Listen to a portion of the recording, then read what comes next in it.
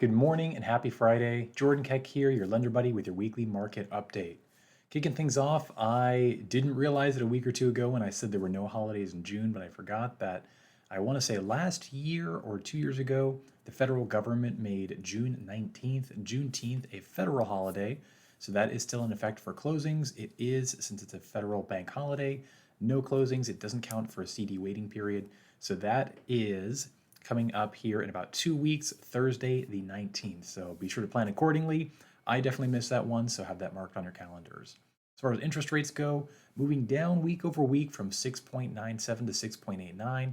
But that's before the BLS jobs report came in today, moving rates a little higher. So we may end up the week basically flat over that period.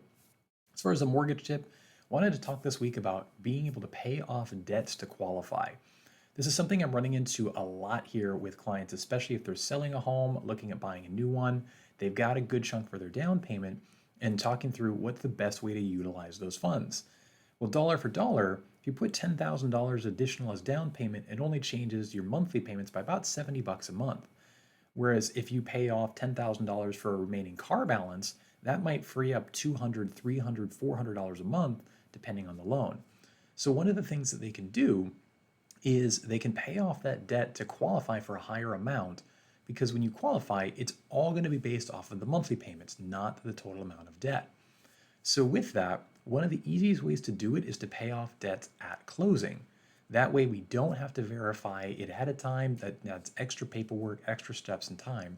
So what we'll do is we'll collect statements for those debts, whether it's credit cards, car loans, you name it, and then have that debt paid at closing so that escrow sends a check. That way we can exclude the debt from calculations and what they qualify for. Simple, clean, easy way to do it, helps qualify for more and keep the total amount of household monthly payments lower with the same amount of money out of pocket. If you are a client or interested in chatting through what this might look like, let me know. Happy to run the numbers and see if it might make sense.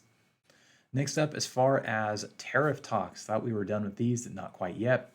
The US and China both claim that each other have violated the violations of their trade agreement that we reached just a couple of weeks ago, kind of re-escalating the tariff war. The US is raising steel and aluminum tariffs from 25 to 50% on both China and the European Union. And both China and the US, again, claiming that there's been violations, meaning there could be more volatility ahead, and that we didn't have that longer term trade deal that we were hoping for. Next, the May ADP jobs report showed 37,000 jobs created versus the 115,000 that was expected.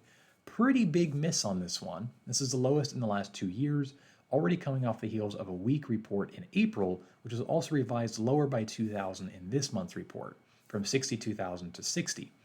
The biggest area of weakness was in small businesses, which had a net, which have less than 50 employees, and that faced a net loss of 13,000 jobs. Large companies with 500 or more employees also saw a net 3,000 job loss. So the only area of gains was in medium-sized businesses, which gained 49,000 jobs overall. In April, the JOLTS job openings job report rose to 3.931 million. Above, they raised about 191,000 more jobs than expected, which is almost 200,000 more than estimates. Within the report, the quit rate fell from 2.1% to 2%, and the hiring rate increased from 3.4 to 3.5. While it was an increase, this is still one of the lowest levels since 2013 when you take out COVID. Next, the BLS jobs report, which is the big one here today. There was an expectation of 125,000 jobs created, came in at 139,000, but the BLS has been very vocal lately as well about saying that they are short-staffed. Their data that they usually have from people called enumerators collecting this data, they don't have as many, so they're having to rely on more estimates, more calculations. And because of that, they're seeing these massive revisions. As a result of that, while we're still down, 147,000 from the previous report, they revised the prior 2 months lower by 95,000. And there's almost certainly going to revise the current month lower as well. The problem, though, is that the market often responds to the headline numbers, and so as a result of that higher number for the headline report for BLS today, rates are already starting to move a little bit higher. Hopefully, as the market digests the information in the report a little bit more, starting to cast some doubt into this, we'll be able to see movement lower again. But this report is just constantly something that's we're seeing miss on the headline, influence markets in a negative way, and then quietly get revised lower without any market movement.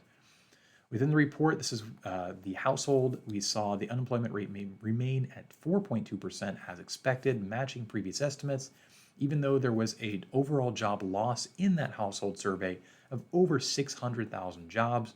The reason for the unemployment rate staying the same is because we saw about an equal number of people leave the workforce. And lastly, here, Cotality reported that home prices for the month of April were up 0.6%, following a 0.6% rise in March as well. This was below their forecast of 0.9, but still very strong considering it would be over 7% if annualized on this monthly basis. Year over year, home prices are up 2%, which is down from the previous report at 2.5. Hopefully you have a wonderful weekend, starting to get hot out there, and wish me luck. I'm doing my first century 100-mile bike ride tomorrow.